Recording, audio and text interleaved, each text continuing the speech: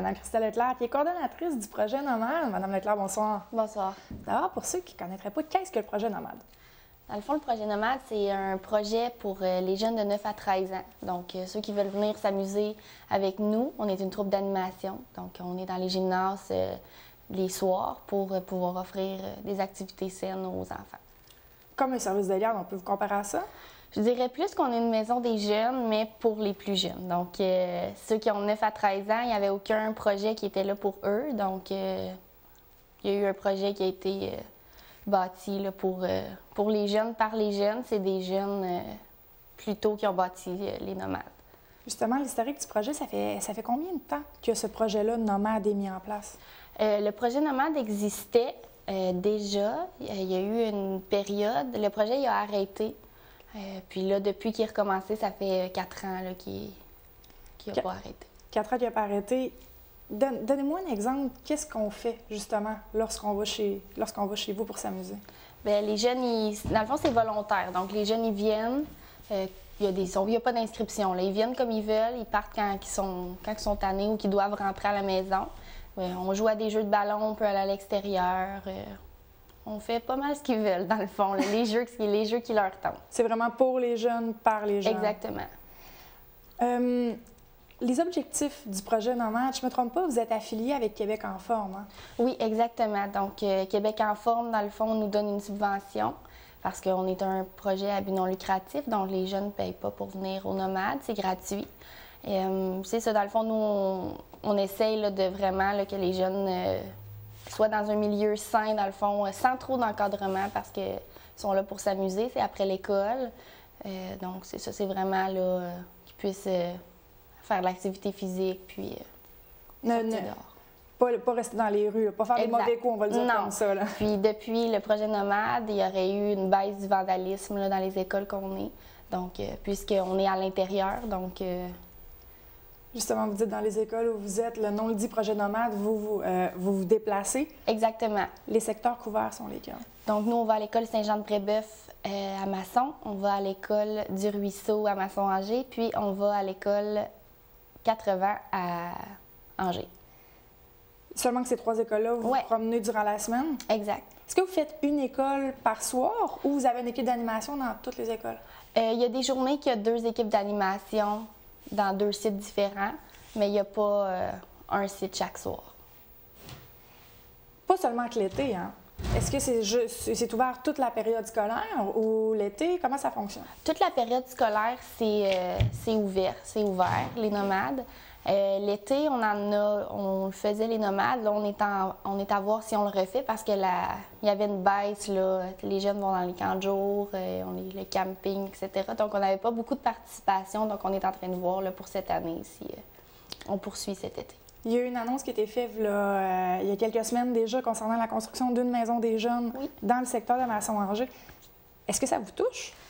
Je dirais pas vraiment. Dans le fond, nous, nos jeunes, ils ont 9 à 13 ans. Ceux qui peuvent en avoir de 14. Donc, ceux qui ont 14 ans, peut-être qu'ils vont être contents, ils vont pouvoir y aller. Mais nous, dans le fond, ils sont en transition pour la maison des jeunes. Donc, c'est ça. Comment que les jeunes... Je veux qu'on se mette dans la peau d'un pré-ado. Cet âge-là, c'est pré-ado. Comment ils voient les nomades? Est-ce que les parents ont leur mot à dire? Je pense que vous avez fait une activité, vous leur avez proposé quelque chose, puis ils n'ont pas voulu avoir les parents. Là. Exact. Moi, je leur ai proposé une activité où est-ce que leurs parents pourraient venir une soirée pour nous connaître, mieux savoir où est-ce que leurs enfants vont. Mais non, eux, c'est vraiment pas les parents, c'est nous. Puis ils sont bien, sont solidaires dans leurs décisions, sont contents d'avoir vraiment un environnement où justement ils sont là, ils peuvent prendre leurs décisions, puis... Pour vous, c'est vraiment un bel acte de confiance, dans le fond, de la part des jeunes, là, qui sont ouverts comme ça. Ils sont très honnêtes. Quand on leur pose une question, ils sont très capables de nous dire leur opinion. C'est beau de les voir aller. Vous avez dit que le projet avait été mis sur pied. Il y avait eu une période morte, on va l'appeler comme ça. Le projet était reparti. Est-ce que c'était un besoin dans la population d'avoir un projet comme les nomades? Parce que oui, il y a les maisons des jeunes, il y a les services de garde pour les plus jeunes, mais est-ce que le besoin était là? Moi, je dirais que oui, parce que de 6h30 à 8h30, il n'y a aucun... tu sais, si les enfants ne sont pas dans les sports ou qu'ils ne sont pas dans une activité après l'école, par exemple, bien, ils ne faisaient rien, tu sais, ils sont chez eux. Puis on le remarque souvent si... moi, je je passe souvent là, dans les quartiers, puis je le vois, si les jeunes sont au parc tout seuls, puis qu'il n'y a pas quelqu'un, des fois, pour les coacher, à dire « OK, on fait ça », bien, ils le font pas, ils vont rester chez eux, t'sais. Donc, moi, je pense que oui, c'était un besoin là, pour la population, vu qu'il n'y avait rien pour eux, les 9 à 13 ans, t'sais. Ça apporte du bienfait, ça apporte des points positifs pour les jeunes. Oui. Mais selon vous, qu'est-ce que ça apporte pour la communauté? Bien, c'est certain que d'avoir les jeunes dans les gymnases, puis que la communauté puisse savoir qu'ils sont là, sainement encadrés par des animateurs formés, bien, je pense que ça peut... les gens, quand ils passent, ils savent que les nomades sont là, puis que s'il arrive quelque chose à l'extérieur, ça l'a déjà arrivé, bien, parce qu'on est dans une école, bien, il peut y avoir on a déjà vu une bagarre, on est sortis, on est là, puis c'est des adultes, les animateurs, donc... Il n'y a pas trop d'encadrement, mais il y en a quand même. C'est ça. On n'est pas là, dans le fond, on n'est pas à l'école, on est là pour avoir du fun avec eux, mais c'est certain qu'on est quand même... S'il y a les animateurs qui sont là, c'est parce qu'on veut quand même qu'il y ait une petite structure pour... Est-ce qu'un projet comme ça, c'est en place dans d'autres secteurs des Gatineaux ou seulement dans celui de Masson-Angers, ça?